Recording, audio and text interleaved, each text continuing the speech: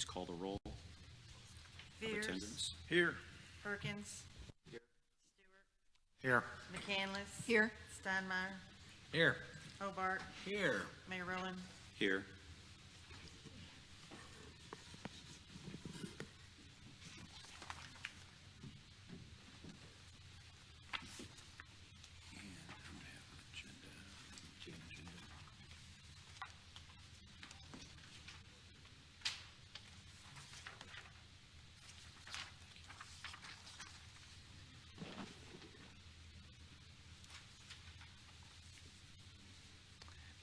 So we've got the ethics ordinance and the rules of procedure. Would the group want to continue with the agenda as is proposed, or would you want to go to rules procedures first? What's the people's thoughts?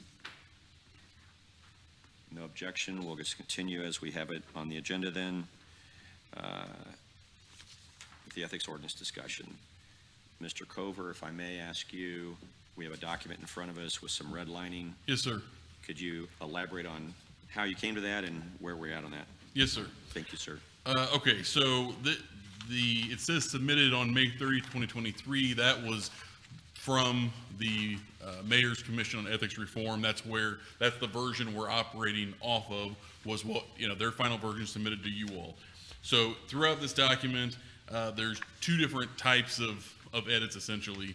One is actual red line that's in the document. Those are law department suggested edits that had previously been made when this was a working document with the Commission on Ethics Reform that they chose not to adopt, which was their prerogative.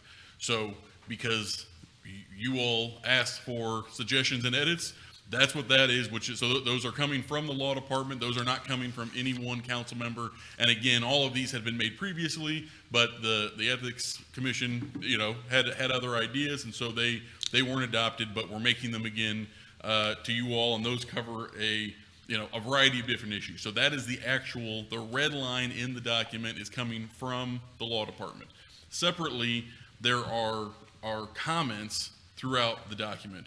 We received feedback from Councilmember McCandless and Mayor Rowland, and so those comments and questions are incorporated as comments throughout the document. So there are no changes that they're asking about or suggesting in the red line. The red line is just the law department, and I think there may be a couple of explanation comments that coming from the law department too. But each one of the comments, in fact, if it doesn't say McCandless or Rowland, it's coming from the law department. The ones that are coming from them have their name on them. That way we could kind of all be on the same page. So red line itself is from the law department. Comments are either from McCandless, Rowland, or if it doesn't say, those are also the law department.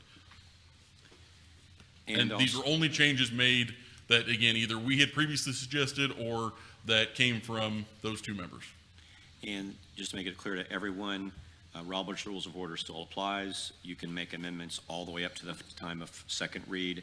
We were just trying to do this from a standpoint of process and move it along. But to be respectful to everyone, it will be a scenario where everyone can still make comments. So don't feel like the deadline has been met, and going from there. I'm just, from a process standpoint, I was just going to go through and look at red items, unless you had anything else to say, but look at red line items today and go through those one by one, or would the group prefer to go by section? What's the preference of the body? I think it'd be more efficient use of our time to go through kind of section by section and just, anybody that has a comment that we can, because I've got, my comments are on my computer screen, Okay. so,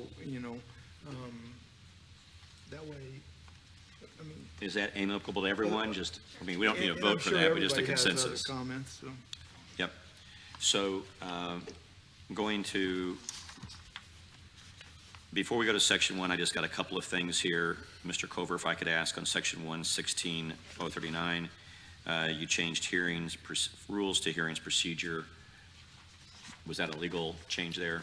It's semantics. We just Okay. thought procedure was a more appropriate word. Okay.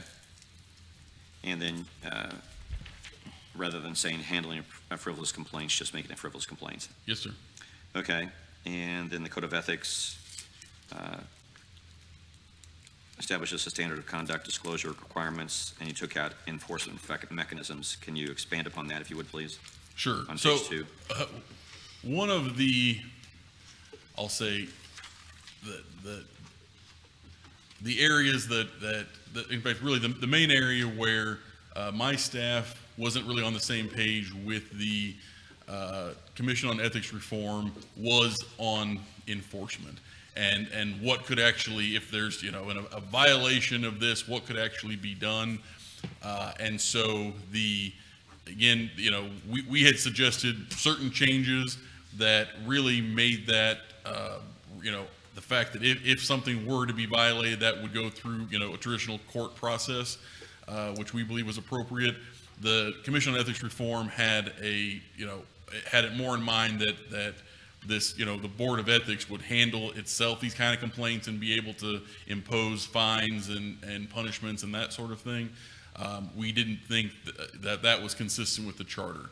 And so that's why, throughout the main substantive change or suggested edit that you'll see from my staff relates to enforcement and what the powers of the Board of Ethics are. And again, that's because, it's not our personal opinion. We believe that that's limited by the charter and some of the state statute. And so we've made certain suggested edits based on that. Okay. And you'll see that a number of different times. Thank you. So going section by section, we've got the definition section, we've got some highlights. How about if we go through, I'll go to the highlights and come back to anybody who's got comments. Does that work? All right, so on page 3, there was no highlights or any items on that on 116.002.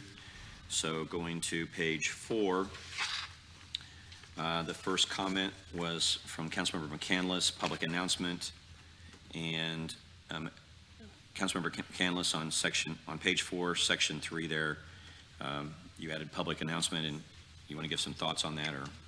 So this is subsection G, item 3, the making of a public announcement of a definite intent to run for public office in a particular election, regardless of whether the specific office is mentioned in the announcement. So I'm just trying to understand the definition of public.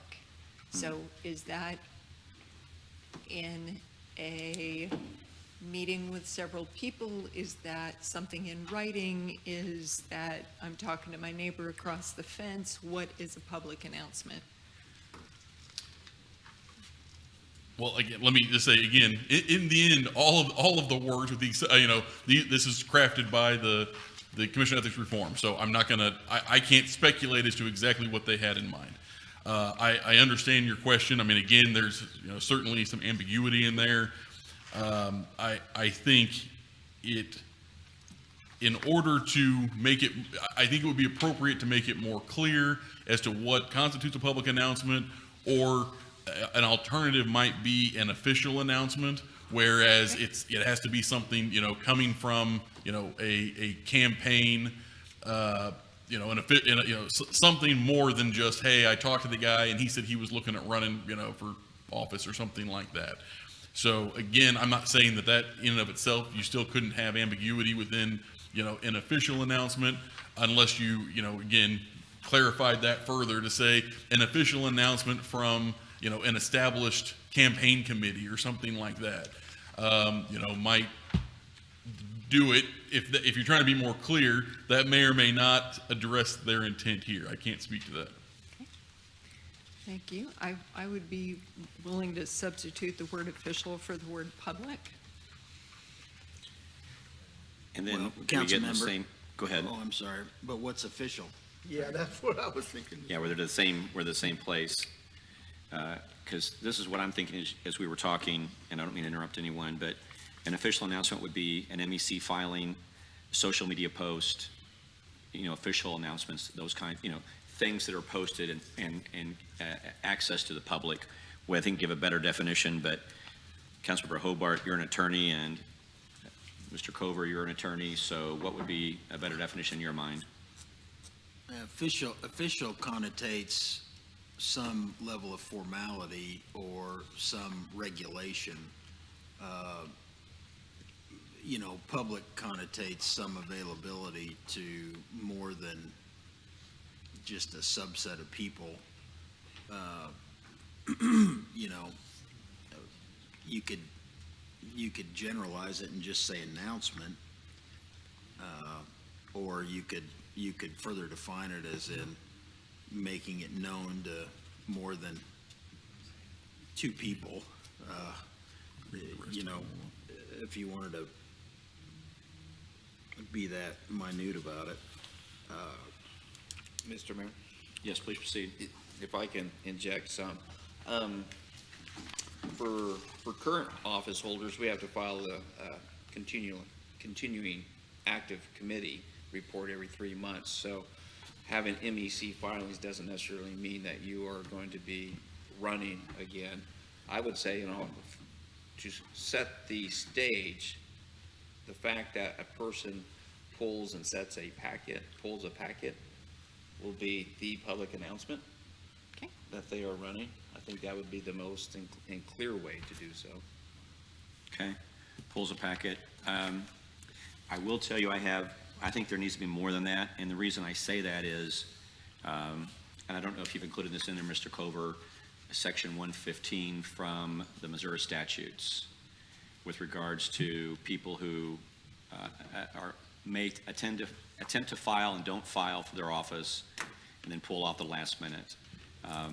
And so we might need something more than that and have him work on this, but this is the framing of it.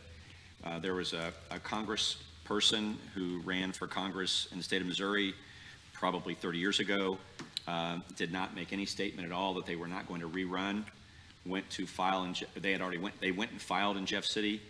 On the final day of filing, about 4 o'clock in the afternoon before they closed the filing at 5 o'clock, this congressperson withdrew their nomination, and then I won't go into details on it because you would have figured out, but another person of their choosing filed, and it ended up being that person in fact got elected to office because that person withdrew, and then they only gave an hour's worth of notice to the public to do that.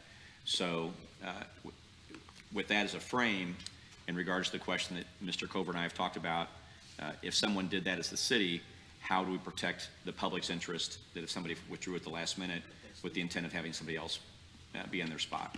I mean, Go ahead. pardon me, Mr. Mayor, but the problem is that's perfectly legal. If you're relying on somebody else's behavior to determine whether or not you're going to run for public office, that's your own business. You have a duty if you want to run for public office to Right. file and run for public office. Right.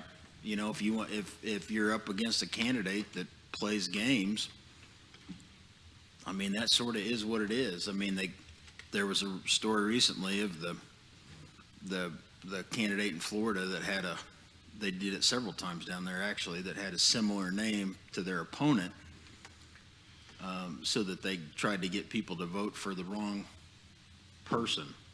I get what you're trying to prevent, and I get what the committee's trying to prevent, but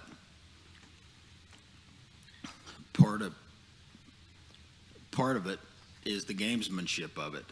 Yeah, Can I interject something real quickly here? Sure. And not to interrupt you.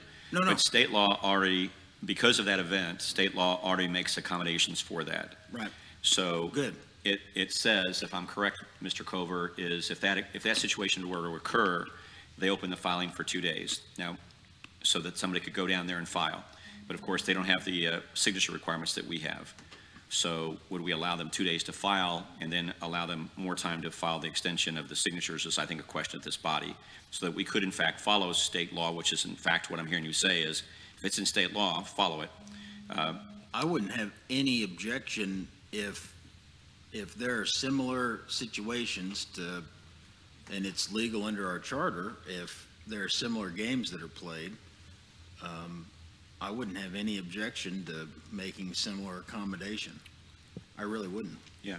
Anyway, that's the thought process I've gone through, and I just wanted to clarify that, so thank you. But you make a great point. I mean, it is what it is, No, and yeah, I wouldn't, but I wouldn't, if people do that, and it's certainly definitely if it's a state law. right? I mean, state law has addressed it, so, Sure. and I would just like us to basically have that as a provision in here, and for that. The question ultimately is, Mr. Culver, is it better here, or is it in the charter, or where's the best place for that kind of provision? Well, right, and I understand what your issue, what your goal is, but I would agree with part of what you just said. I don't think this is the correct place to address that issue, because that's going to have other ramifications that relate to filing deadlines Right. and other sorts of things that are already addressed in the charter, and that's what we're trying to figure out is with charter review where that idea can be worked in. So I understand what your goal is there, but I don't think that there's a way to do it with the current charter, and I don't think this is the right place for it. Okay. So I understand your goal, and we're working on that. I don't think that really works in this document. Right. But I think this body's asking you to come up with an official announcement definition that's greater than just official, because we've got definitions towards the front of the document, and that would fit in there as Mr. Mayor, please. thank you. And I would also, just as we're beginning this deep dive in these pages, that, one, we're not Jeff City. Two, we are not here to try to knock away every asteroid that's coming out of the sun and the Good point. universe to hit independence. So with that in mind, I think we need to be, Stay with the document and go forward. yeah. Perfect. Great suggestion. Thank you. All right. Then with that suggestion, I'll move on to chattels. Councilman McCandless? I'm sorry, I just need to clarify. So are we leaving it, this section as is? I still come back to, if you say official, it gives the context that this isn't, I'm just having coffee with my neighbor in a public space, and that's a public announcement. People can define official however they wish. At least that gets a little more clarity around the intent of number 3. Okay, got understood. Does that Thank work? you. Yep. Do you feel like you're clear, Mr. Cover? Yes, I mean, I'm not asking you, again, in the end, it's up to you all what you do or don't vote on. Based on the conversations, I'm going to be making edits to this document before it comes back to you. So in the end, if there's something that, that you feel like that maybe the consensus isn't as clear, then please let me know. And obviously in the end, you're going to get a chance to vote on it either way, and you can still bifurcate it out at that point too. But yes, that's good enough for me for now. Thank you. But I would just expand upon official so that it's more clear, and I would agree with Councilmember McCandless on that. Section O, page 4, Councilmember McCandless, please proceed. So this is definition O of economic interests, and they used a term that is not common. And so for people to be reading this to understand, can we use a different term than chattels, which is, I would have to say, not a common term? Doesn't chattels have a legal definition? It does have a legal definition. Sorry. Can we It does use- have a legal definition. It essentially relates to personal property. If that's, a term you all will be more comfortable with, then Please. we can That's fine. substitute that out. Personal property? Okay. Thank you. Then going to page 5, gift.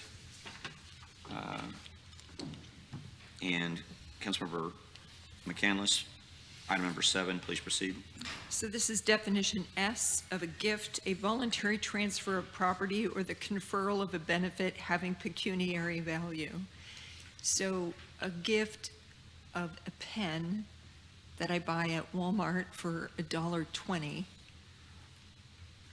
not likely to sway the behavior of anyone.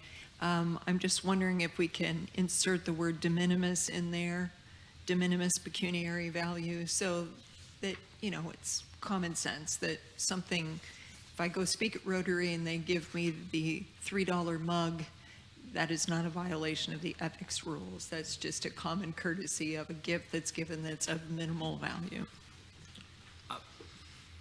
Mr. Mayor, Please proceed.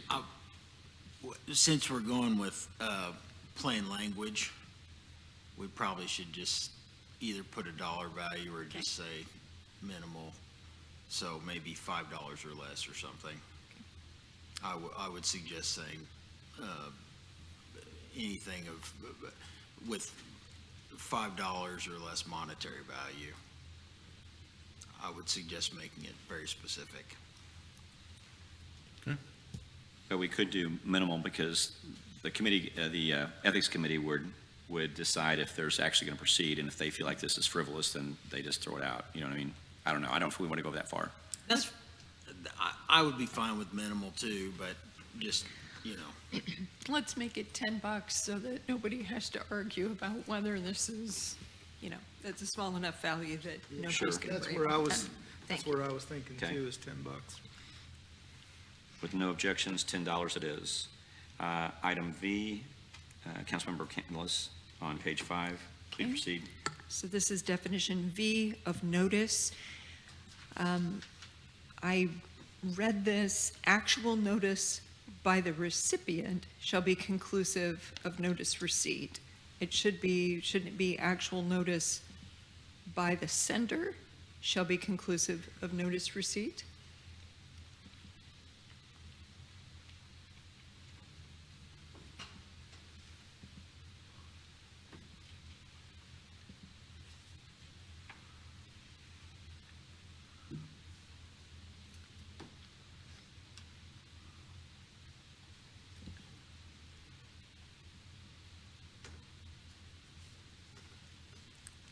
Or is it acknowledgement of notice by the recipient? It's confusing. I agree. I think it's correct about the recipient because we don't need to notice up. The only one that needs notice is the recipient. I believe that part is correct. I think.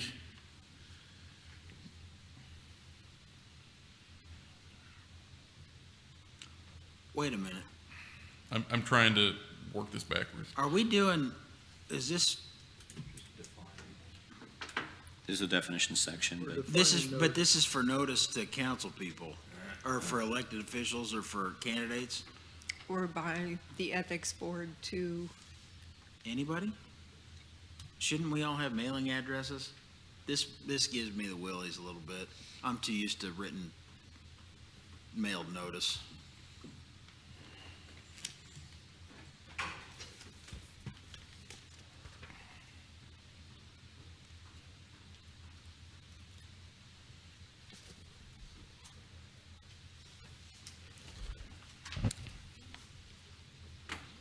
I think it's good.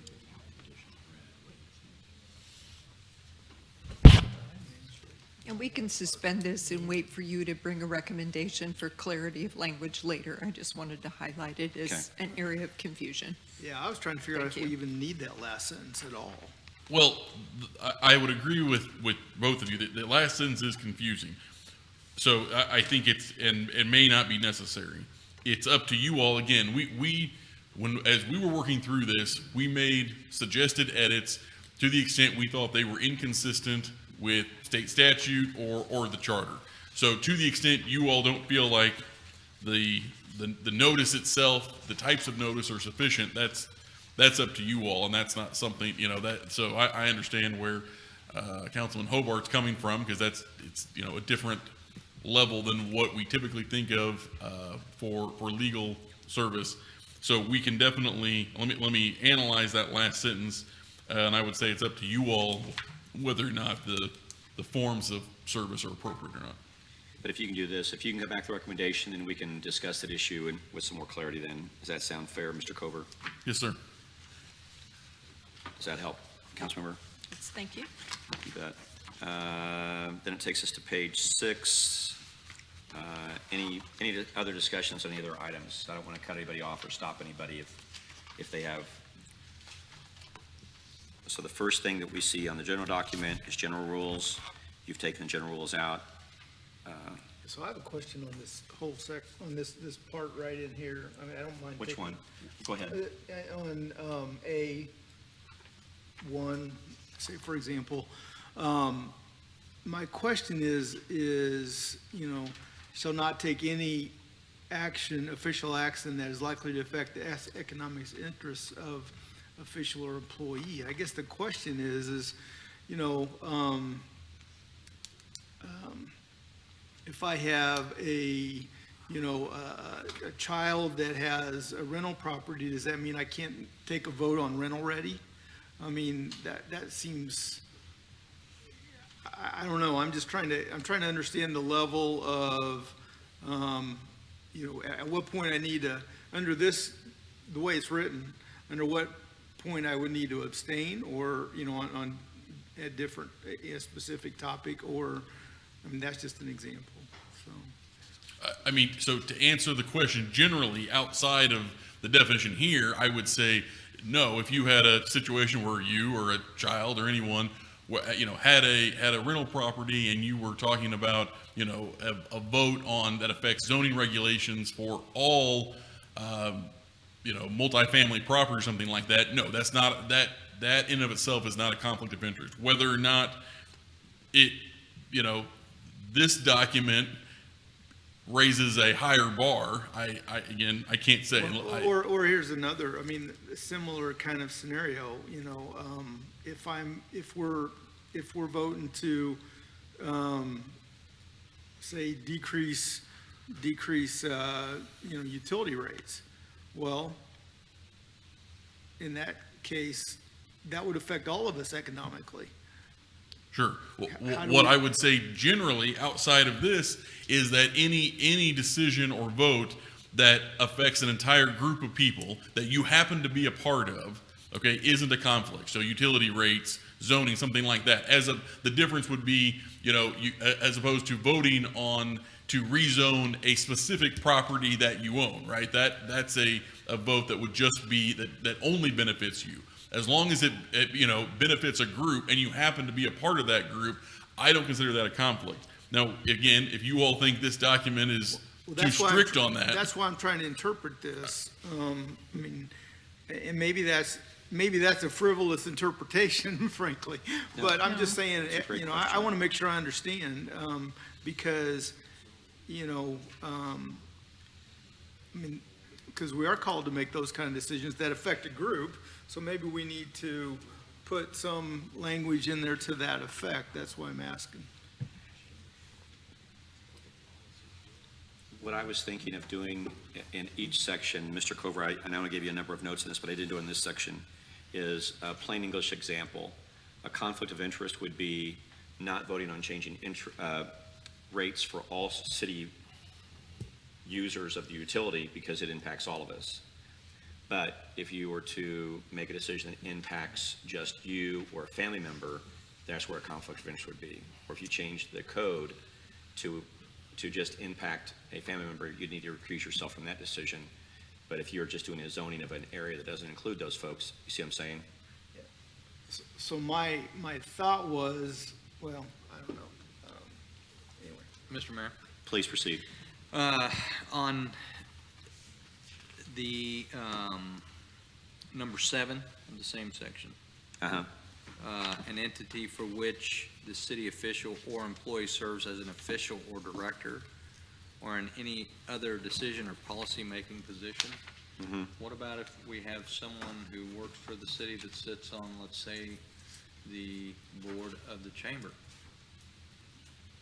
That could be a problem. Or any other board for that member, or that matter. Innovation Center, I think we have people that sit on it. This could be considered a conflict of interest. so, and I'm just trying to keep track of these as best I can. On A, where we're talking about the rule, the category that we're in right now. Yeah. So again, currently says a city official or employee shall not take any official action that is likely to affect the economic interests of, and then it lists, you know, a number of different individuals.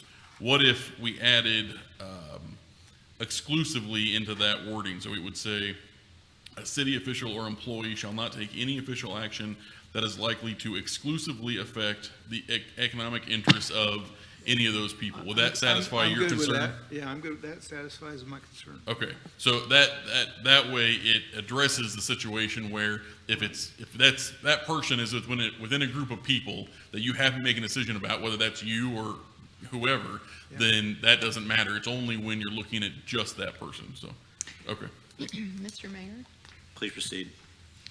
So I'm going to be the contrarian, and I'm the voter, and I say Jared owns 3 car lots, and a resolution comes up that limits the city to only having 3 car lots, and Jared votes in favor of that, that feels like self-dealing. While understanding that it affects all the car lots in the entire city, you can see the public perception is that that's self-dealing. Or I own 100 apartment complexes and I vote to rescind the rental ready because I don't like it and all of the other apartment owners don't like having to keep their properties up to a certain standard. You can see where that's going to feel like self-dealing from the public's perspective. Sure. So I understand thoroughly the intent of this statement. And I think in many ways we should really be thoughtful to err on the side of appearance of conflict, even if it affects a group of people because I'm within that group of people. Now, the utility one is particularly difficult because there's no way out of that. Everyone has to use these utilities. We all have to live in the city. So by definition, we're all caught in that. And perhaps that is its own exception. But I do understand the reasoning for the Ethics Committee to put this in. Thank you. Well, I think you sort of hit on it. I mean, it's the difference between an actual conflict and the appearance of conflict. And there's no, I would say there's no way for this document to contemplate every possible scenario. So I think that what's most appropriate is that you all address to the best we can actual conflicts that we can identify. To the extent the examples you gave, create an appearance of conflict, then certainly if if someone, or if there is some debate as to whether it's a conflict, a true conflict, or just the appearance, then I think that's what the Board of Ethics and other avenues are going to be there for, to address those situations. But I think it would be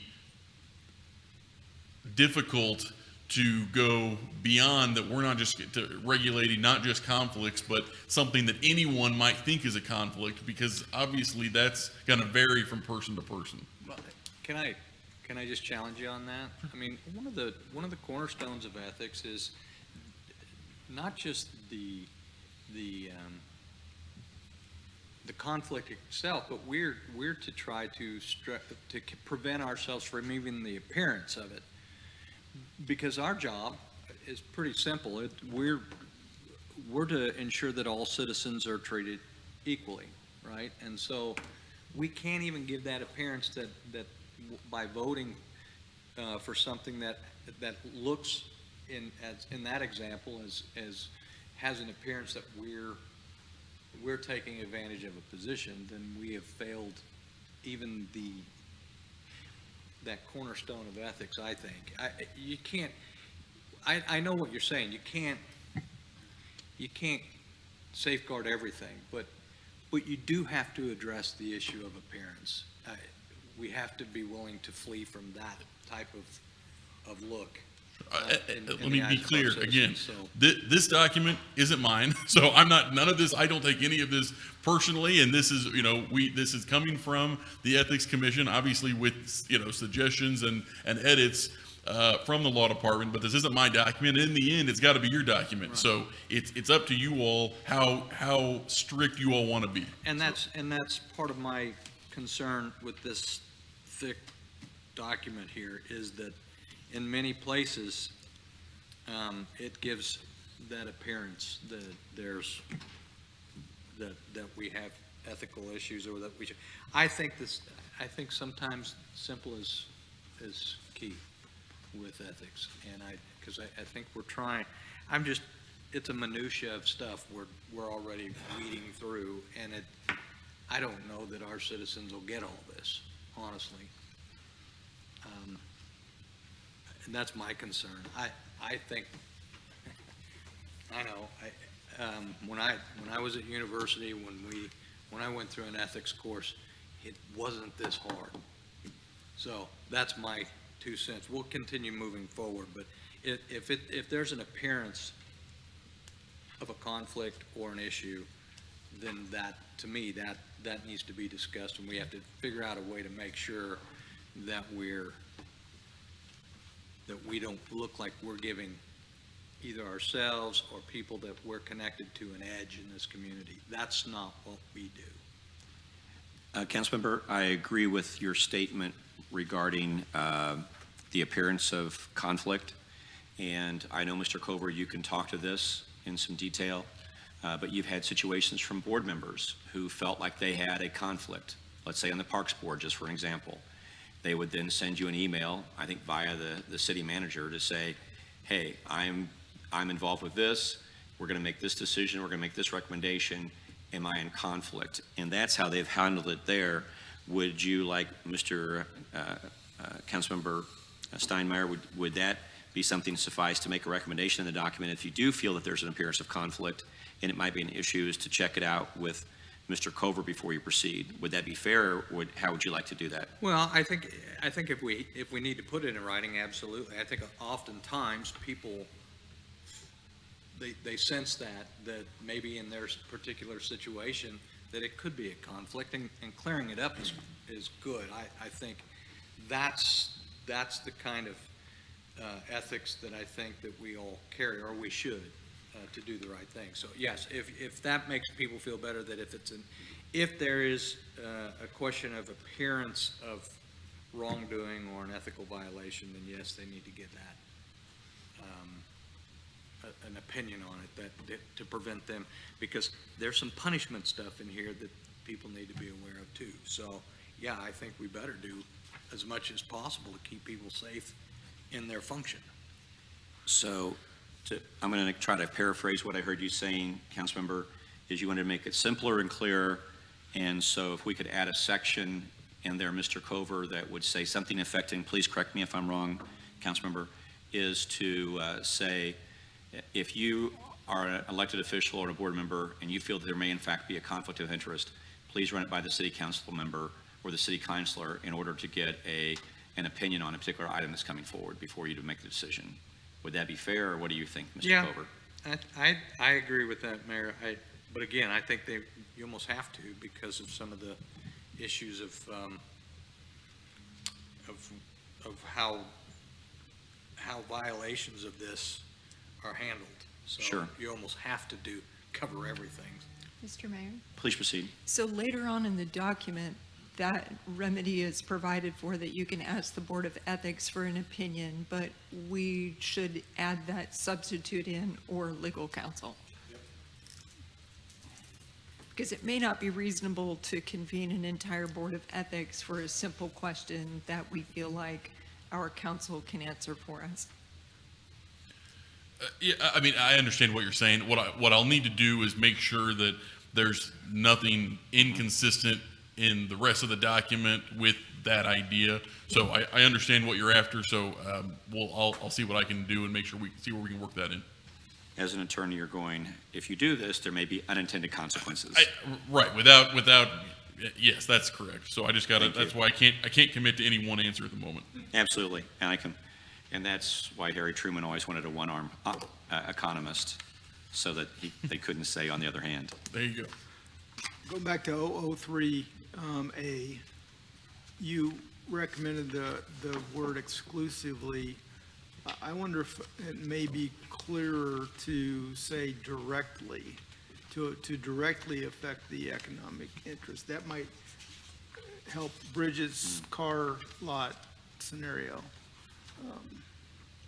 I mean, yes, that's Would up to that you be- all. I mean, sure, I'm just thinking out loud here. I had that in my notes before you came up with exclusively, so I thought I'd mention that, so. But I like the word directly. Anyone other thoughts? I would say directly is more broad than exclusively. So if the idea is to. Oh, really? Well, in this sense, because you could have something that directly affects you, but it also affects other people. If it exclusively affects you, then it only affects I see what one you're saying. person. So again, these are your edits, so I'm just trying to do what you want. So but it's, Let's go with exclusively, and then we can always ask for an opinion. sure, You know? okay. Okay. Anyone else? And then that takes us to page 8, section 116.004. General rule was removed. Can I back up? Oh, absolutely, I'm sorry. Page 7, item number 7. Page 7, item on, 7. You know, any entity for which city officials and employees serves as an official or director or any other decision or policy-making position. Would it be your perspective that that would include if you're on a board of a nonprofit or something to that effect?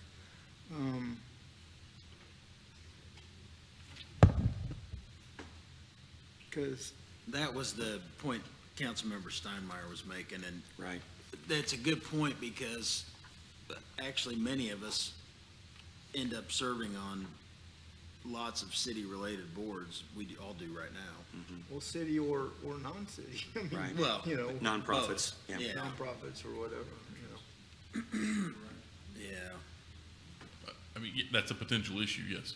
So, I mean, one item of clarity could be to say any entity defining or saying exclusive of those related to city activities or city appointments. That would take, you know, the city appointment to the chamber or to the IDEC or those things off of the list. I personally think that if I am on the board of directors of CSL and Independence Together comes up for a vote, I can't vote on that because I am an affiliate of that organization. It is my obligation to recuse. Well, for example, you're on the Truman Library Board, Correct? so can you vote on anything else related to Independence Tourism? Or is it a competitor? Or is it complementary or a competitor? If it's something directly tied to the Truman Library, a transfer of land to the Truman Library or a grant to the Truman Library, I have to recuse because I have a Sure. conflict. Sure. That would make sense. Yeah, I don't think it's as broad as tourism, but Right. that's just my interpretation. Yeah, but it says economic interest. Right. So the definition, the problem is in the broad definition though. And a good lawyer can easily make that case. Have fun. Therein lies the rub. Right. So, Councilmember Hobart, are you good with Councilmember McCandless' recommended suggestion to clarify that? On number 7, Please, yes. tell me again what, So it would read, an entity for which the city official or employee serves as an official or director or in any other decision or policy-making position, with the exception of those where that participation is at the direction of the city or an appointment by the city. That would exclude that, you know, that small piece of it.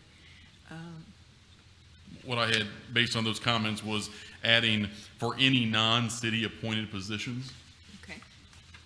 So the idea, if this is what you all are after, is if it's something where you're serving essentially through your official capacity, so you're appointed to the board, you know, as a council member or for any other position, then that wouldn't count. If it was, as Councilman McCandless said, sort of an independent position, then yes, that under these guidelines, that would create a conflict if it was something, Correct. any outside of a city appointment.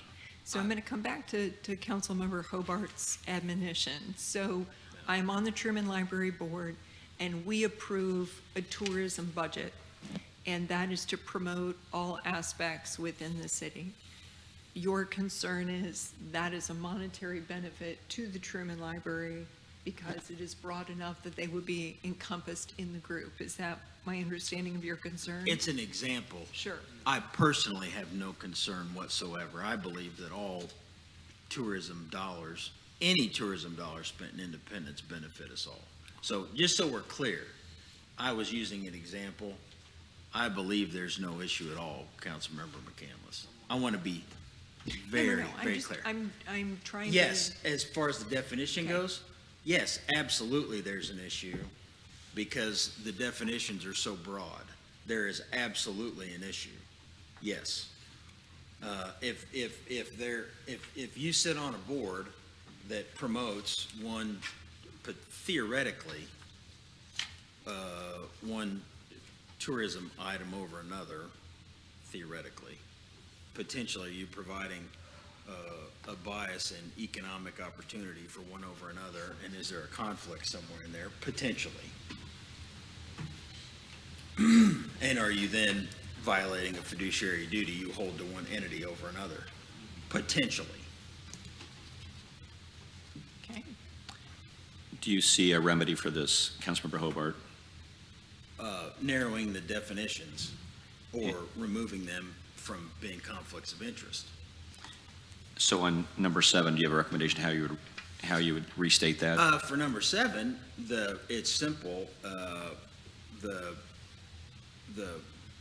solution is what Mr. Cover recommended, which is if you hold a position that's directly related to your city position, then it's included. If it's something, for example, now I work at Blue Ridge Bank, if I end up appointed to a board there or through that employment, then that would be considered wholly separate. And, that could definitely cause a conflict.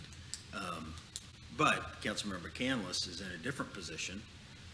And because it's so broad under this conflict definition, that's a problem. So what's the solution?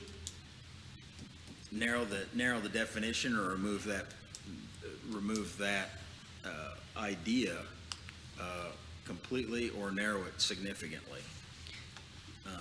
But I think you're where we said directly, I think perhaps that solves it, because it would be You the can't agency. do directly because you can do indirectly. Okay. What if your lovely husband would happen to maintain a benefit somehow, or there are too many variables. Jared Fears is participates in lots of other community organizations. John Perkins' wife is very active in the community. Lots of us have many other collateral interests in the community. That's the problem with directly or indirectly.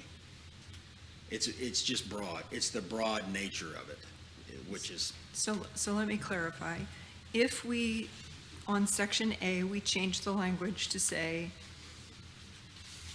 a city official or employee shall not take any official action that is likely to directly affect the economic interests of an entity for which the city official serves as an official or director in any other decision or policy-making position.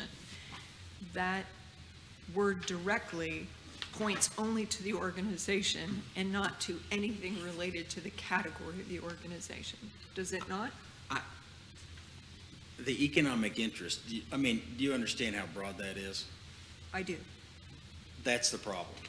Until you fix that problem, that's the problem. But this is where perfect is the enemy of good. So, and maybe that's not reasonable because this is a binding document and, I'm just saying, the concept of shall not take any action that affects any economic interest of a person is going to be an incredibly hard target to hit, no matter how much you narrow it. Mr. Cover may have a separate idea. He may think I'm picking, if you think I'm picking a nit too much, I may be law school in the thing. Well, I In concept, I can see, though, somewhere down the road, a different council where we don't quite get along so well. That has happened here in the somewhat recent past. I don't know if Councilmember Steinmeier remembers that. And there is a chance that one or two of us might have had an issue with the one or two of other of us, and we might have used something like that against each other. So I'm just saying, what do you think, Mr. But- Cover? Let me ask, does it not come back to the remedy, right? So say we don't get along, you're frustrated that I voted on tourism when I'm on the Truman Library Board, then that would go to the Board of Ethics for their consideration. They would say this is not a conflict, and then they give their ruling. Right, and you get to spend the next 52 weeks in front of the Board of Ethics, weekly. I mean, I agree with what both of you were saying. I mean, yes, there is, there's room for interpretation in there. Again, you know, it's going to be difficult to have a document, I mean, that doesn't have some level that's open to interpretation. So again, that's how it's up to you all, what your comfort level is. Yes, the remedies are there. Again, the idea is how easily do we want, you know, where do we want that bar to be so that someone, is it really clear that it's a conflict or not? Or if it's not, then, you know, we're going to make them jump through these hoops. That's up to you all. I mean, those are where we get into policy decisions, and that's up to you all to decide. Yeah, I think it's also material. And what I mean by that is it a decision that's so material that it would be brought to the level of concerns of a conflict.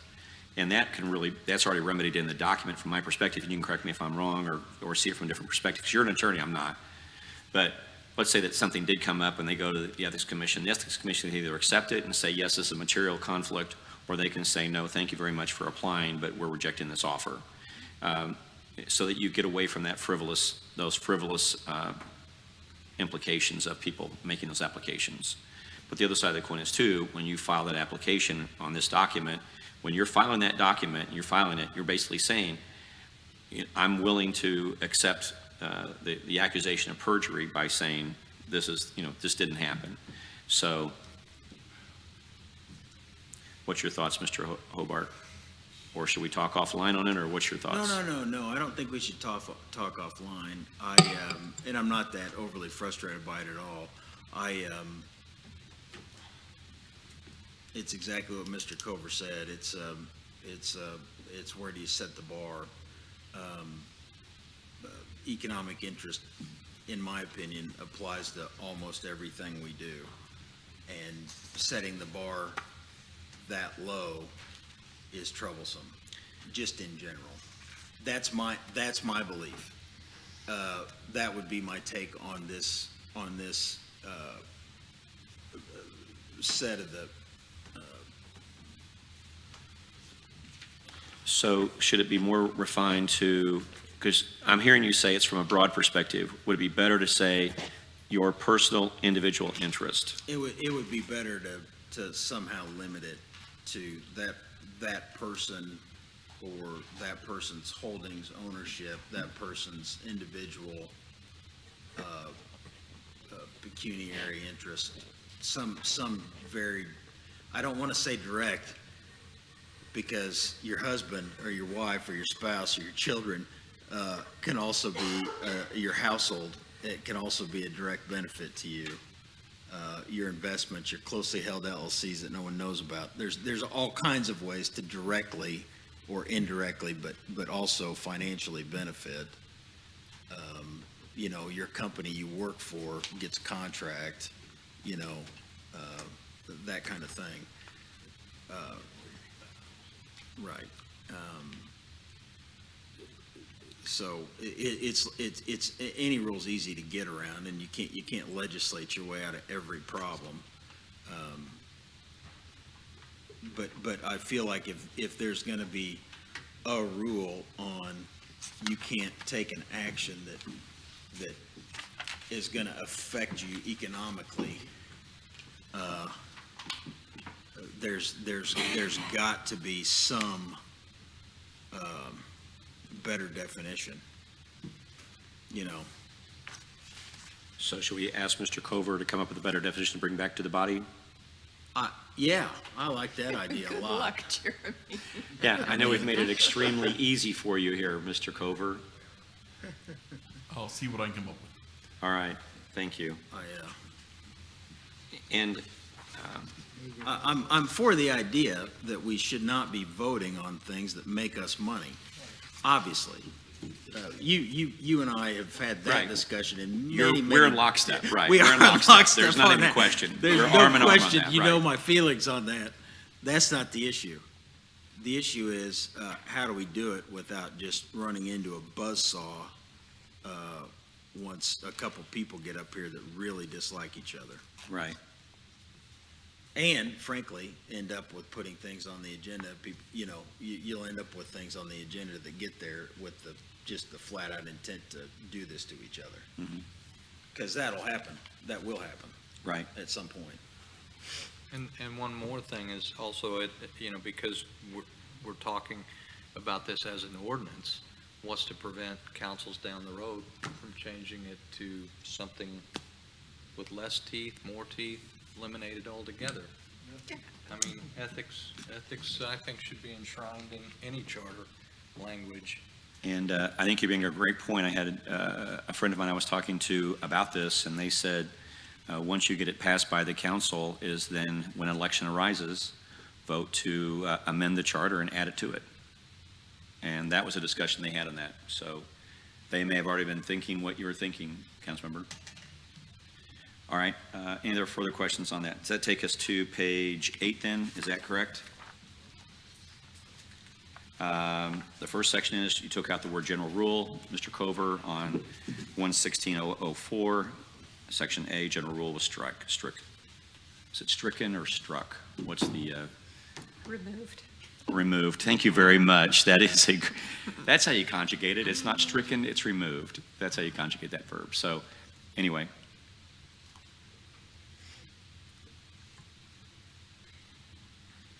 I'm sorry, was there a question? Yeah, A was struck out. Yes, again, Removed. some of these are just semantics where we thought it Would made flow it- easier. We thought it flowed better and made more clear that, so Okay. that's what some of this is. It's, and again, if your document, if you all want something different, then that's no problem at all. Under B, I'm not the greatest speller in the world. The following applies, and you just struck out the Y. Okay, thank you. My eyes were bad. So it makes sense. Thank you. Councilmember McCandless, 116.004, item B, section 2, reciprocal favors. So currently this reads, reciprocal favors, a city official or employee may not enter into an agreement or understanding with any other person if that action by the official or the employee will be rewarded or reciprocated by that person directly or indirectly. My question is, should that explicitly say including votes? Or is that implied? I think obviously in council member behavior, this is one that you would want to be decidedly clear on. Let me ask, I'd like to throw this out there. Mr. Cover, do we even need to say enter into an agreement or understanding? How about just may not do that thing? I don't know why we need an intent portion to that at all.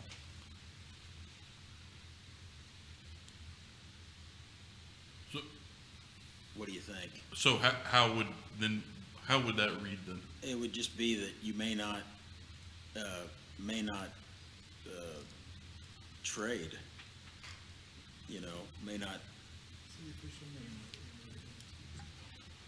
may not trade one act for another. That no quid pro quos, right? I mean, Effectively.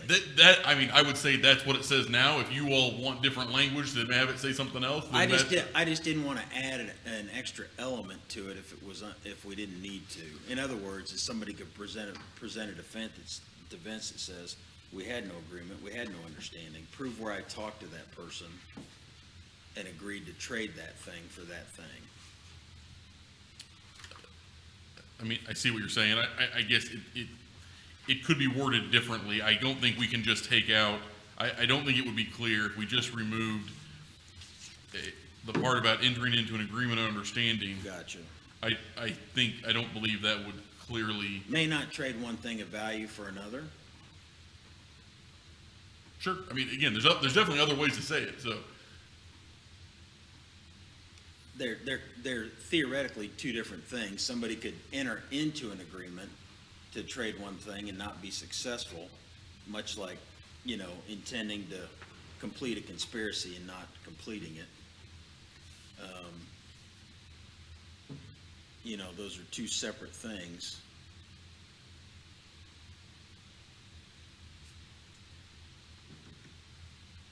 I don't know if,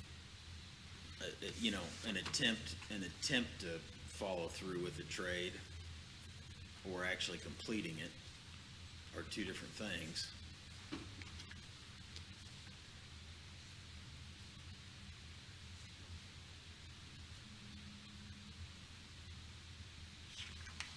I mean, I can come up with an alternative I almost, language if that's what you all want. I need to, unless you've got, I mean, or if you've got something right now, I'll take that too. I don't care what it says. I want it to be crystal clear that you don't get to trade things for votes. I think it could be written a little more clear. I don't think reciprocal necessarily needs, I think it's a little bit wordy still. And if I Councilmember, think it could be attempt, I think it probably should include doing it, maybe making the agreement or attempting to completing the act or attempting to complete the act. If that makes sense. See what I'm getting Yeah, at? I understand Yeah. what you're saying. Yeah. And are you wanting it, I mean, I would say currently it implies votes. Do you want it to explicitly state votes, or do we feel the implication is sufficient? Yeah, I think you can. You could say including but not limited to Okay, the act of voting by an elected official. because what you're looking at, Councilmember McCandless, is situations where you're working with someone and they say, hey, if you vote on this, I'll give you that. That kind of very, very explicit language of you might get monetary value or you might get, Yeah, like here's your $500 if you vote yes on the zoning for Nolan Fashion Square. I don't know of any specific examples, but I do. Happened about 1989. okay. Few people have heard of that one. But that's what you're talking about, Representative, or excuse me, It is. Councilmember McCandless. Yes. All right, thank you. All right, we've beat that horse to death. Well, let's go to page 9 and section 116.05. Do we need, and I don't even need this, I just ask this as a question. Should we be very specific or just anything of greater than $10 of value? Because I like what Councilmember McCandless said, $10 of value, so that just takes that section out. Okay. That question I asked. Takes out mine too. Yeah. Thank you. And we've done the amounts, actually, that, if I'm correct, and correct me if I'm wrong, anyone, those three sections or those three questions that Councilmember McCandless and I both had can be struck, and we can finish page 9 unless anybody else has anything else on page 9. Okay. Going to page 10. Excuse me.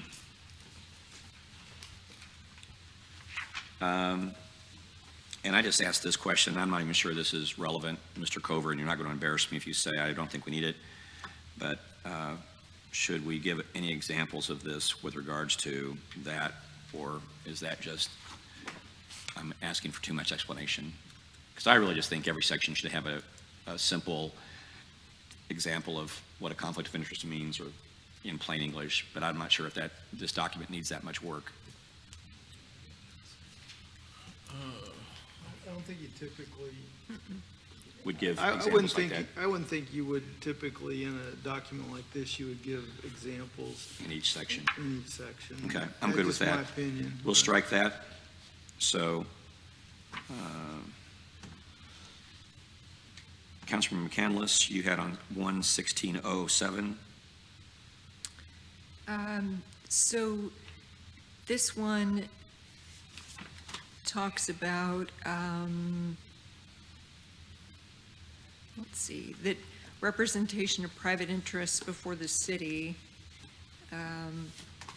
that if there is, let me make sure I'm on the correct part, that if someone brings those private interests before the city, then they no longer are eligible to work with the city, and I just wasn't sure how long that was. Is that the correct section?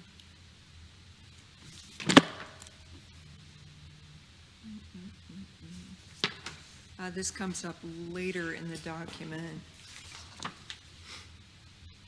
Yeah, I Okay, think- I'm going to hold that thought, because I think it's later in the document that they would be banned from working with the city, and my question was, is it forever or not? That was if I remember the document, it was a 2-year cycle. No. So if, for example, if an elected official, and the document when it's stated later on that, if you're elected official and you want to be city manager, you have to be off the Okay. council for 2 Yeah. years in order to be city manager. Sorry, I was confusing this with a different section where there was a time frame. Yep. Yep, that's it. Okay, no, great clarification. And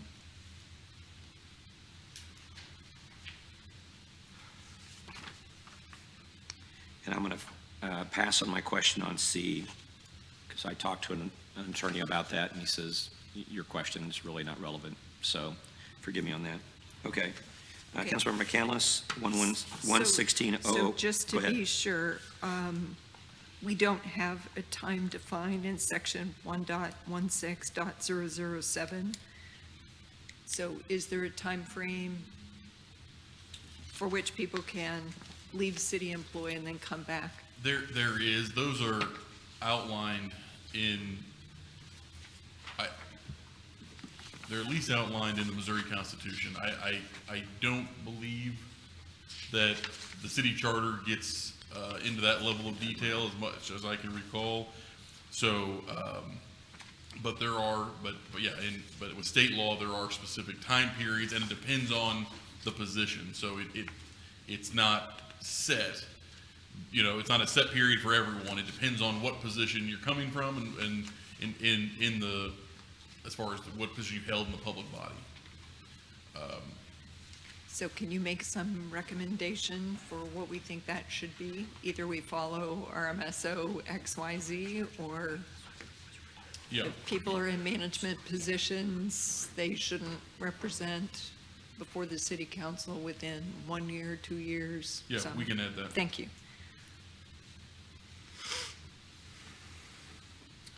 That's all right, I'm going from here. Okay.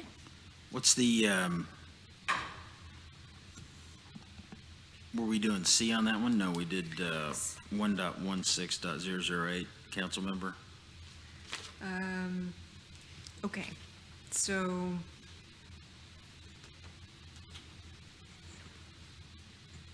Or did we just finish that one on page 11? no. So the question, the way it's written, a city official or employee shall not solicit, accept, or engage in concurrent outside employment which could reasonably be expected to impair their independence of judgment in or faithful performance of the official or employee's duties. What if I have a job before I come here and am elected as mayor that could have a conflict? Do I have to give up my employment? I understand that once I'm elected, I can't accept those positions, but what about employment coming into the position? Oh. Would you Well, just it says refuse? currently, again, not my words, it says engage in concurrent outside employment. So I would say it doesn't, according to this, it doesn't make any difference if you had it before you got here or not, because it's not, you're not accepting it, but you are engaging in it. So I would say that even if you had it before you got elected to office, that would still potentially be a conflict. So I am a lobbyist, and I am the lobbyist for a company that we do business with, and that's my full-time employment, and then I get elected. Not anymore, you're not. Now conflict, yes. Or let's say I own the lawn mowing business Not that anymore, the you're city not. contracts with. Right, I just think it needs to be clear that you can't carry forward things that put you in conflict with your responsibilities of the elected official. Blind trust. Mr. Mayor, Like the peanut. Mr. Mayor, Please proceed. I actually have just a problem with that conflicting outside employment section anyway, because I just don't know how we determine it. I mean, I guess maybe I kind of understand the lobbyist argument, but I can't really think of any other job where you could, I mean, can somebody, did they give any examples in these meetings of a job that where if you worked it, you couldn't run for office or couldn't serve on the city council? I wasn't at all of their meetings. I don't specifically recall any examples on this section. No. But if you're a firefighter, you can't be voting on raises for the firefighters. I mean, I can see where there are, Well, I mean, if you were a firefighter for independence, you couldn't serve on the city council. There's other things that address that, or the independent city council. But I mean, if you're for an example, I'm a police officer, in a jurisdiction in Lafayette County, but I vote on stuff for our police department all the time. I don't think that's a conflict. I don't know. I think you just have a hard time saying what's conflicting outside. I mean, I understand that if you personally thought it was a conflict, you should recuse yourself. But I just think you have a hard time saying what's conflicting outside employment, where the point where somebody can't run just because, somebody does business with the city. I mean, that's just you should just recuse on that. I don't think you can say they can't run for the office or even serve on the city council.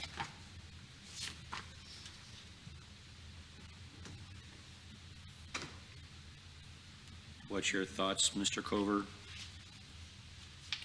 I'm hearing the dialogue.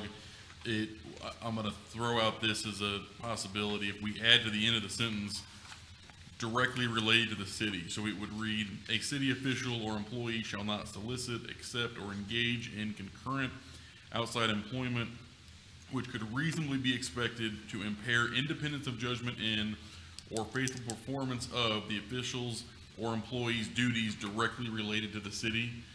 The idea that we're just further clarifying that, to give Councilman Stewart's example, that obviously, his, position as a police officer in a totally separate jurisdiction has nothing to do with the Independence Police Department, and therefore it isn't a conflict.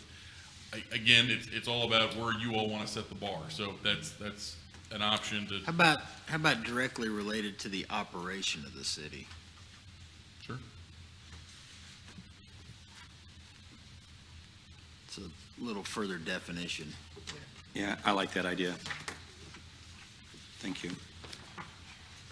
Everybody good with that? Mr. All right, Mayor. Takes us on to the next page. Mr. Kind of Mayor. in my back of my head. Oh, Sorry, I Councilman? have one more thing, and I've been Please. meaning to bring it up for a while now, but it's also on page 11, so I just figured I'd bring it up now. The term domestic partner is listed like 16 times in here, but there's not a really good definition for that term. No, I have my definition, what I think it is, and you all have your own. But it's something that's not recognized by the state of Missouri. It's not recognized by the federal government. There are 5 states that do recognize the term. I think we need I'm not saying it shouldn't be in there. I just think we need a better definition of it. Or, I'm impressed with your knowledge of that definition. 5 states have it. Would you be willing to accept the other 5 states that accept that definition? I don't know what I'm their not trying to put you definition on the is. spot here, but I'm just trying to get it I don't know what their definition is, but I do know the state of Independence. I spoke to the city manager about this. We do allow people who have a domestic partner, per se, to go on their insurance. Right. So, I mean, I think maybe if we got whatever that definition is from HR, we could probably use that, but I don't know what it is exactly, so. And it's not in your list of definitions, so good point. No, excellent, yeah. Excellent job. And if you're comfortable, Councilmember, with the definition that HR uses for a domestic partner, then we just slide that in there. I And mean, away I'd we like go. to see it first, but I mean, Right. I think I'll be fine with it. He'll bring that Mr. back. Walker's gonna see if he can come up with the term, the definition the city's currently using. Even before we leave tonight. That depends on you. We're trying to move it along. I'd really like to stop in probably about 5 minutes and then get to item number 2, since we're about halfway through. Okay. Are we on page 13, is that correct? 12. Anything on 12 that have concerns? I didn't have any notes in my section. Does anybody have any notes? All right, then we'll go to 13. And Councilmember McCandless, comment under Sure. 116.011B, said it was vague, so go ahead. So this says, using others to engage in forbidden conduct. I understand what they're trying to say. They're saying using somebody else to do an end run around the rules. So it isn't you, but holy moly, is this vague. And so I am not sure how you end up enforcing that. That's an excellent question. Mr. Mayor, Yes, please proceed. would it be just better to just take that portion out and start with a city official or employee? Just leave it as is? Would that, Yes. And just scratch using others to engage in forbidden conduct? correct? Would that answer your question, Councilmember? It's still vague, but maybe less so. That's just the kind of the header for that section. Okay. But I do like your legalese is make someone else make an end around for you. I liked that, so, Councilmember, I just wanted to say I liked it. All right, anyone else or any thoughts on that? What's your game plan for that one, Mr. Cover? Or do you still need clarity from this group?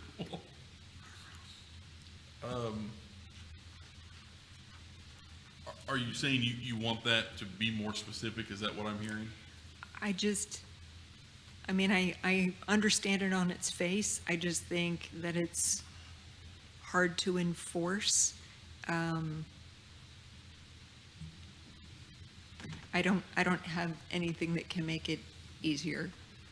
Okay. I understand that cheating is cheating, whether I do it directly or I get someone else to do it for me. I'm sure that that's what they're getting at there. And perhaps the language is fine, I just am asking questions. Yeah, go ahead, Councilmember. No, I was saying, I think we leave it alone because of that. Okay. It's, I don't know. Okay. I can't I come can up live with with any it. way to make it better either.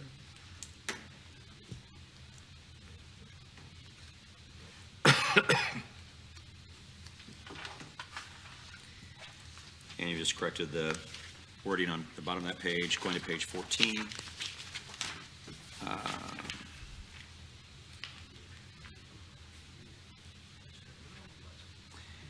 The Board of Ethics determination, there's a comment, I think, from your team, Mr. Cover, on Yes, that sir. one.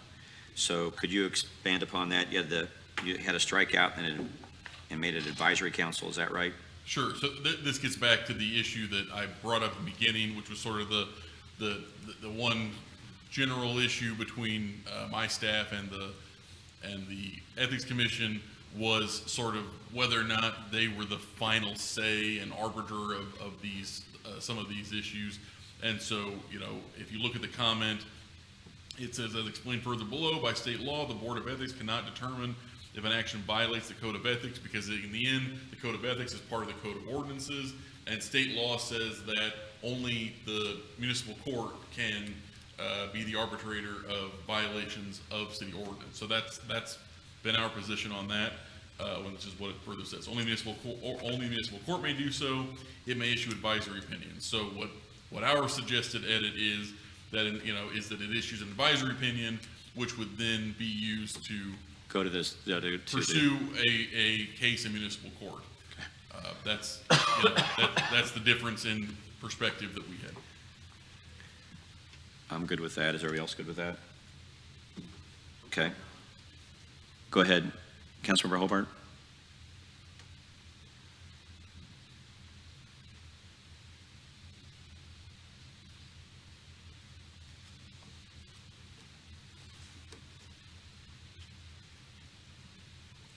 Is he thinking? I think he's thinking. I know. You see the smoke coming out of my ears? Yeah. I heard, this was, the Board of Ethics has the power to refer somebody to municipal court or bring a case in municipal court. Is that what this is? It Is would that have what the this- power to refer it to municipal. I mean, in the end, it would be referred to the city prosecutor, who would make a decision about whether or not to file. Okay, That's what would happen. I'm They fine. can't, Okay. they don't have the ability to file the case. that's all I wanted to know. Okay. But this section is basically saying, I can refer myself to the Board of Ethics and say, this is my conundrum. Can you give me an advisory opinion on whether you think this violates? Yes, ma'am. Okay, thank you. And that's a Definitely very, very nice. big part of this process that is much different than our current process, is citizens now have the opportunity to do that. Before, it had to always go through a city council member, excuse me. If I'm correct on that, Mr. Cover, according to the charter. There's a few different options depending on what the violation is and Right. who is to allegedly violated something, but yeah, generally correct, yes. And that was the difference that they wanted to make, the committee wanted to make recommendation that citizens have the right to do that. But obviously being respectful of everyone's interest and needs. Okay. Anything else on that? 116-013, Councilmember McCandless. Maybe this is a good spot to stop, because I have Okay. a number of questions on this one that might. Okay. Well, I do want to Same ask comment. one thing for consideration on it, though. Okay. I wonder if this would be a good place, because I noticed absent in this document, there is no code of ethics for whistleblowers and whistleblower protection, and that's an ethics issue.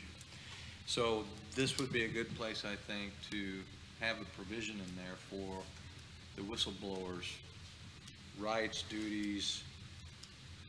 Okay. But isn't that It's in set state by law. law? It's statutory. I don't have to worry about it. But, It is, yes, it is statutory. yes, but it should be included in this document. Something that states that it has to be in line with state statute. Sure. But there needs to be something in our code of ethics that protect whistleblowers. Okay. I would agree with that. Good catch. Okay. We'll come back to page 14. We'll start on section 116-013, page 14, at the next study session in 2 weeks. I wanted to give you some time to talk about the council rules.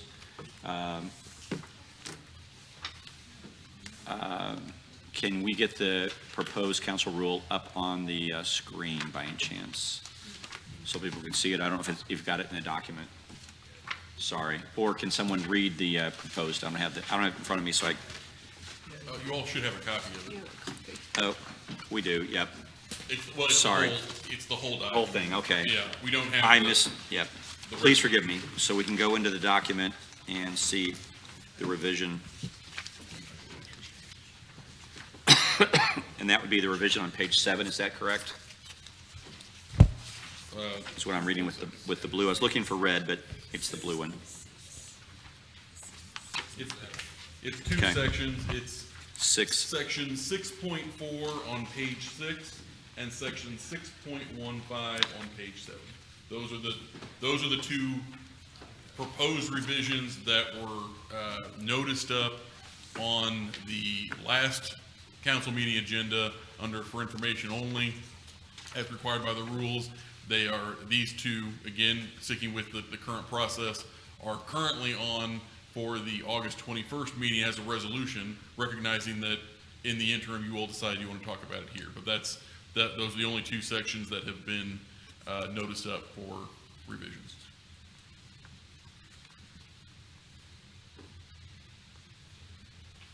Any comments or suggestions?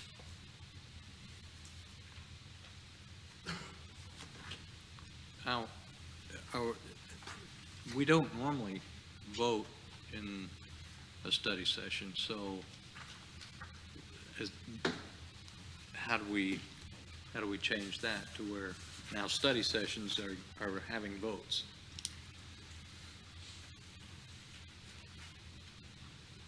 This is not the place to vote. Never has been. So,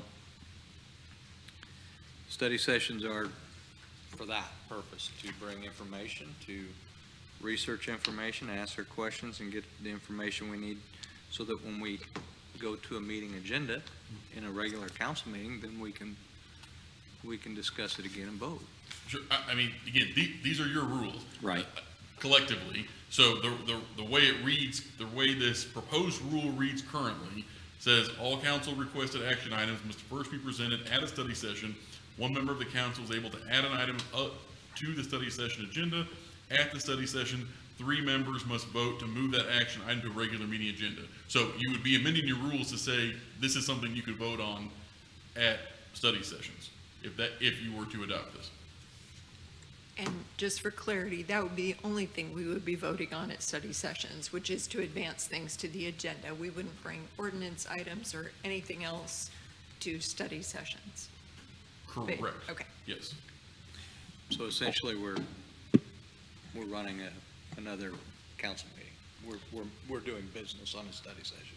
Well, I think, Councilmember, you bring up a good point. If we have a discussion about this, is rather than say 3 members must vote to do it, is I would say something in language like this: 3 members must co-sponsor or recommend through the city council member, or the city clerk, that this item be put on there. And then their names would be listed on there as like a co-sponsor like we have on other items. And that way we wouldn't be voting, but it wouldn't move forward until 3 people were signed on to move that item forward. Can you just clarify why this is necessary, in your opinion? Why do we need to do this way? Traditionally, the study sessions were set by you or the city manager. Now we get to get input into that. We can ask for something to be put on, but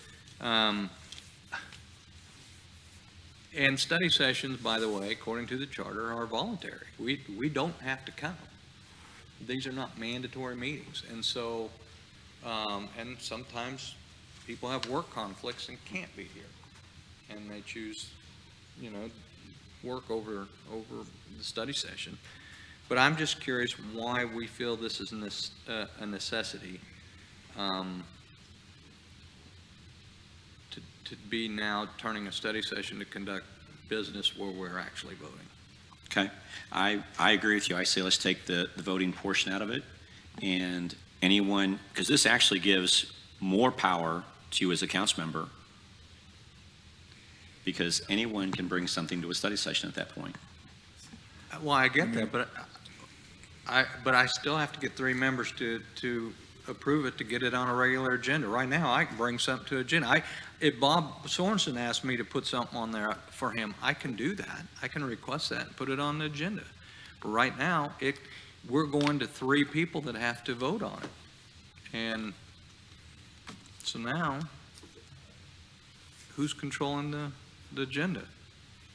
It's not 1 person or 7, it's 3.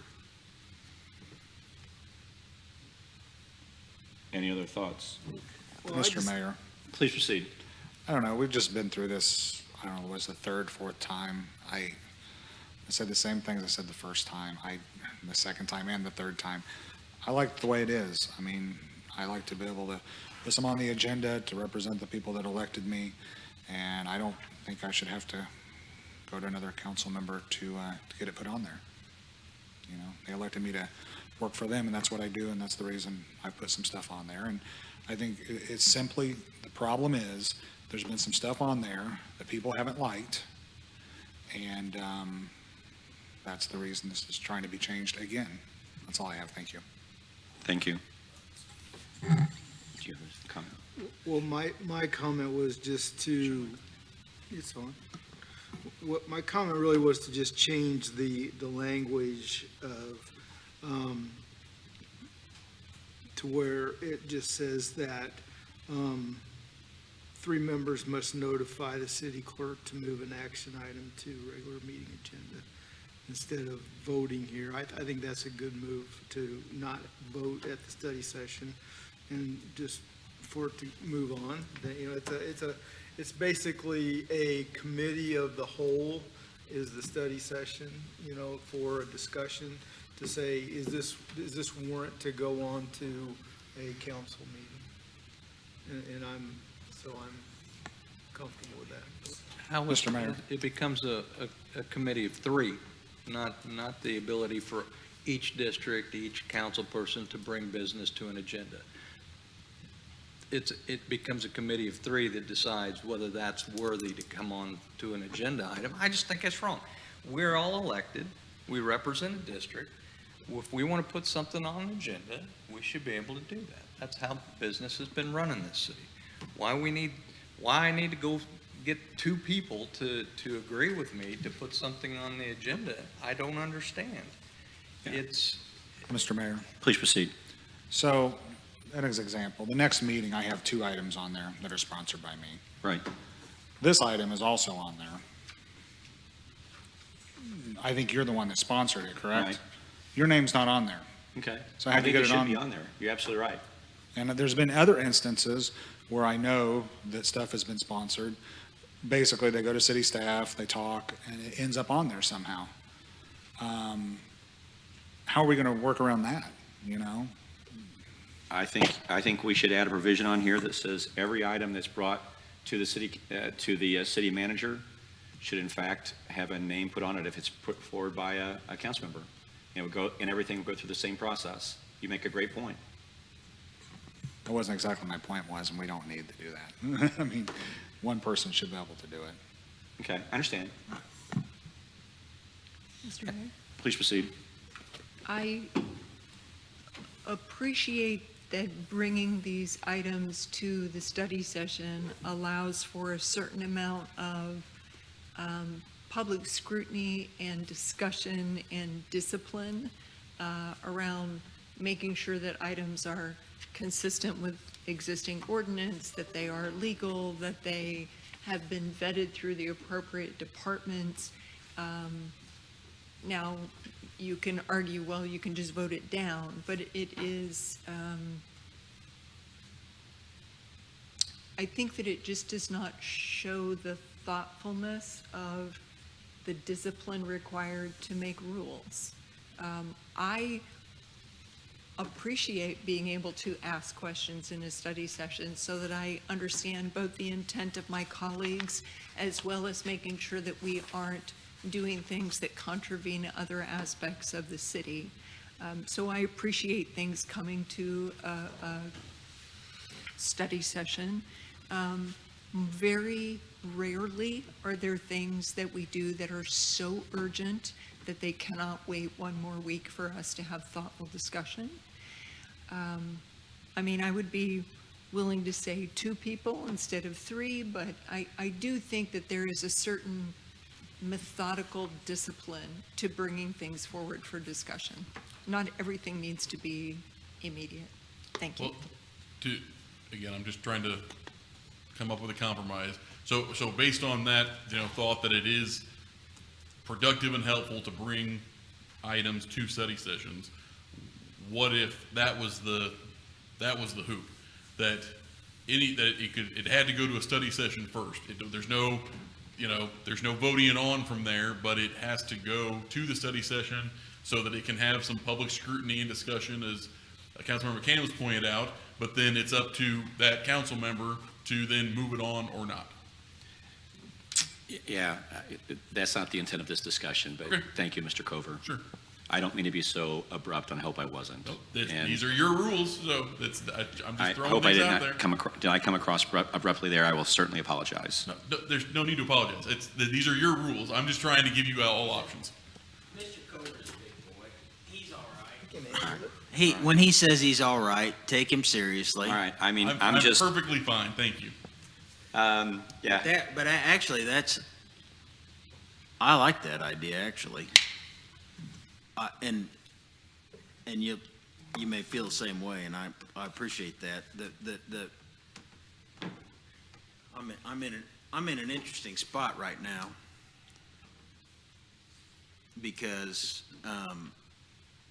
as some of you know, not that I'm at liberty to say much, but my dad's taken advantage of the city-provided health insurance. And it was a few years ago that I ran for office. I started coming to council meetings because my mom and dad asked me to, because they were trying to put people in the seats to try to save their health insurance. And they did. The retirees did. And I don't want to steal anybody's thunder, but Karen DeLucci at the time was the only member of the council that actually listened to the retirees. And if there hadn't have been one council member that listened,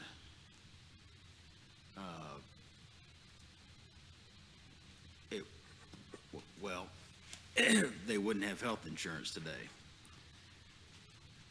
And that's a true story.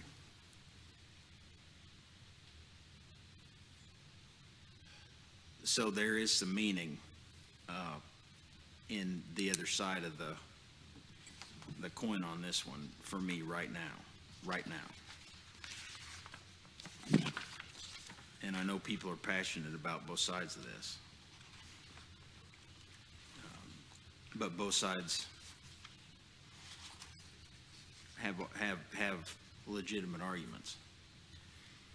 well, I've got an amendment I could offer to it. If it's an issue regarding health insurance for retirees, it can go one by one person. That's ridiculous. I was just teasing you a little bit, my friend. I hope. Yeah. But, all right, So go ahead. I'm really more in favor, and would agree with most of the comments by Councilmember McCandless. I'm of the general opinion that we need to, if there's something someone wants to bring forward to for the council's decision, and it's one person bringing that forward, then I'd like to hear their thought processes and what they're thinking before, I really understand it, before it gets on the actual agenda for an actual council meeting. I want to understand what's behind that. And then, and then I might very easily agree to say, yeah, let's move it along. But just to put it on an actual council agenda, there needs to be some threshold in my mind for, anything to get on an actual council agenda, as opposed to just because, like Councilmember Hobart said, if we all didn't get along as well as we do, there would be, there could be, any council member could come up with a dozen things on any given agenda and put it on there, and we'd have to deal with every one of them, whether it was frivolous or whatever.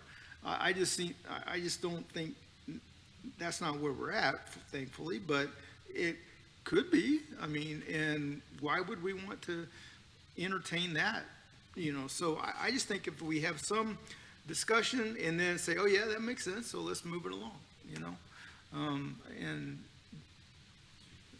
so that's my perspective. Anyone else? I Go ahead. still,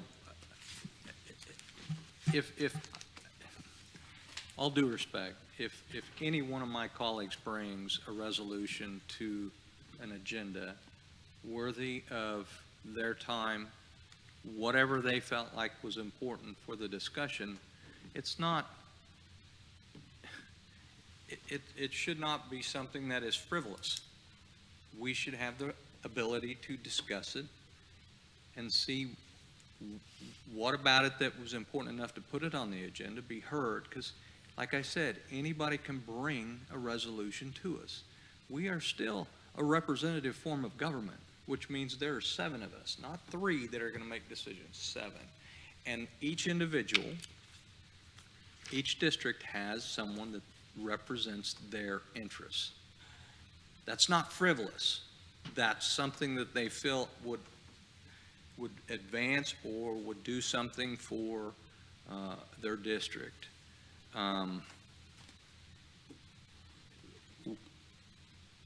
Preserving, a representative form of democracy is important to me. As a veteran, as someone who loves this country, and with all due respect, if I want to bring an agenda item that I think is important or has value to my city, I don't want to go and ask for 3 people to support the idea. I want the 7 of us to discuss it and decide on it, not 3. So this idea that it's just not worth your time to listen to, I take issue with that. I think everybody's opinion, everybody's ideas, everybody's creativity, everybody's solution for the many issues and things we're trying to accomplish, they mean something. And that's why we have elections.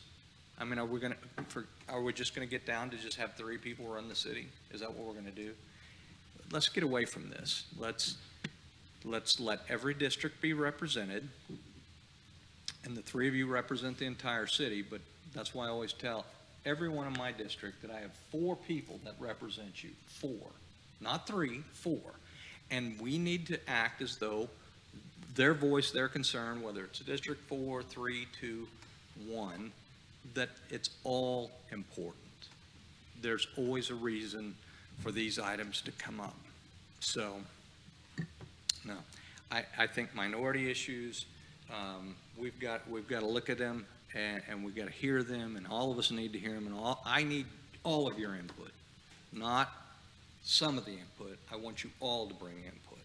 So I know I'm a little passionate about it, but that's how democracy works. But what this does is this actually gives you 2 opportunities to have that discussion as opposed to 1.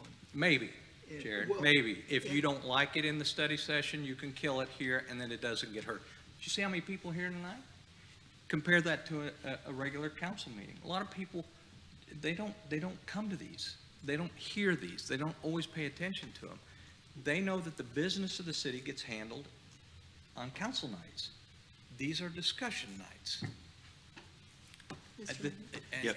And voting on it and deciding whether it's good enough for it to be heard on an agenda. And we've had nights where we've had lots of resolutions, lots of ordinances. We're not going to be able to do this in one night. You're going to have 2, maybe 3 study sessions. I don't know. That's a lot of information you're saying we want to do. What about consent agenda items? Are you going to exclude them? I mean, just let's quit tampering with the things that works for the people who elect us. This is what their expectations are. They've said no to this, to us, and we voted that way. And I'm going to continue to vote that way. Let everyone have their opportunity to do the business to move the city forward. That's all I ask. Councilmember? So I hear Councilmember Steinmeier's concerns about minority opinion, which I value very much. However, I also think that we are strongest when we have the opportunity to work on ideas together, and the study session affords us the ability to say, what about this? Have we considered that?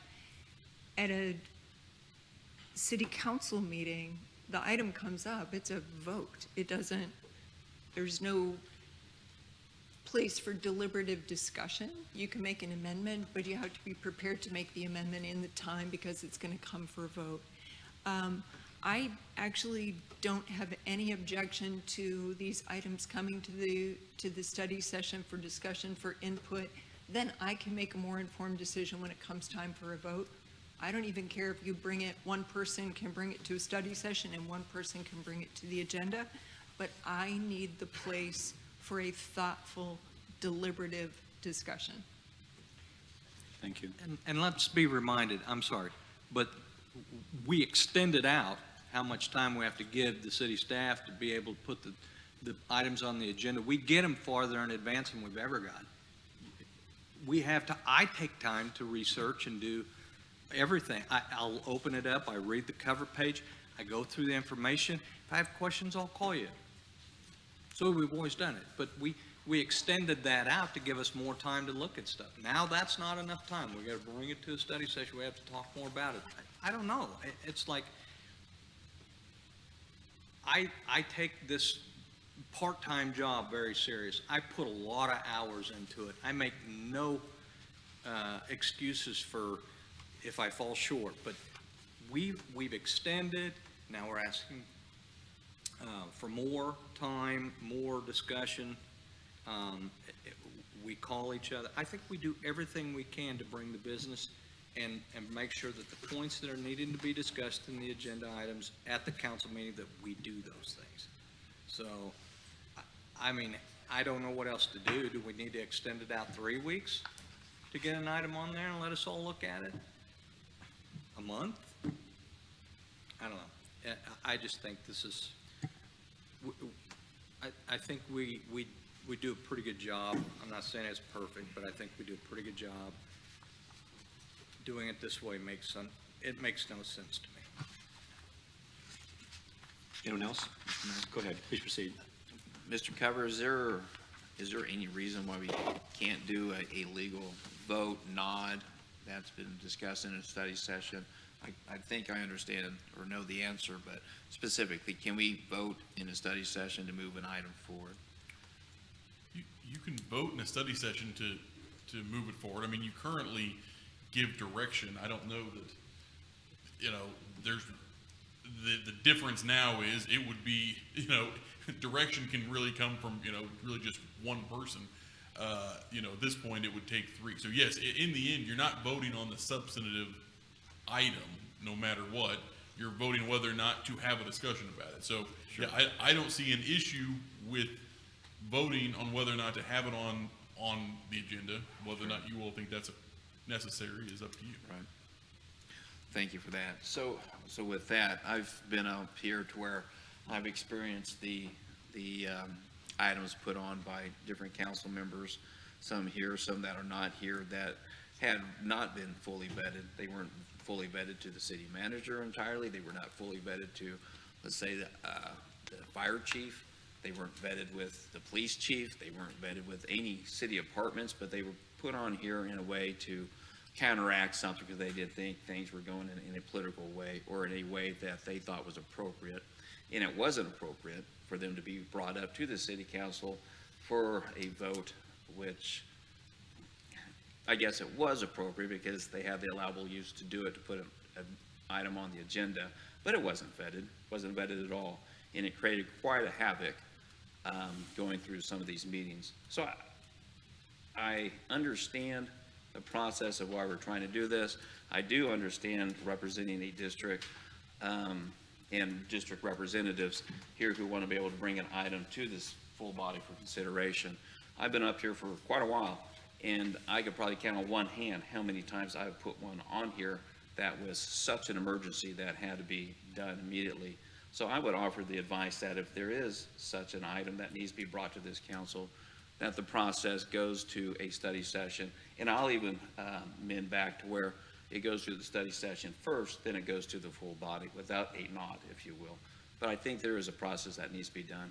And then if there is an emergency status that a council member or so, our district representatives, if there's something to such an emergency, that we can also write to the city clerk, to the city manager, and have one put on as well.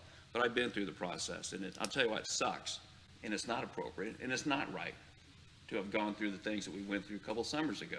It was all politically motivated. There was no background and no study and no research done. So, hate to say it, but I am for a little bit of a process, but I can still represent my district quite vigorously with the process. Thank you, Councilman Dorr. Anyone else?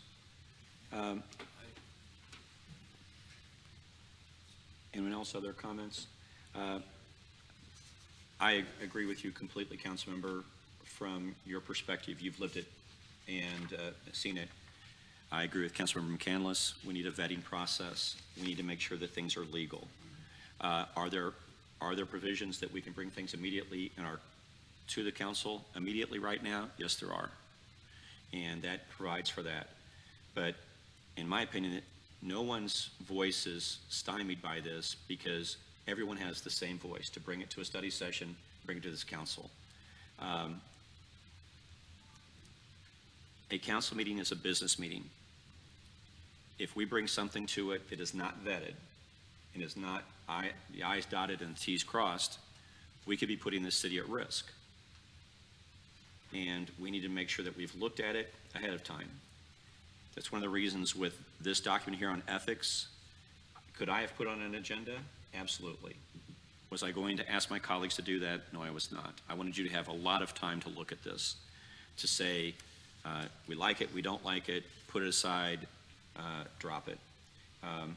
So I agree with Councilmember Perkins. There needs to be a process. We need to come up with that process. And we'll see if we want to vote at the council meeting, or excuse me, at the study session, or, I'm in favor of you don't have to vote there, because I agree with Councilmember,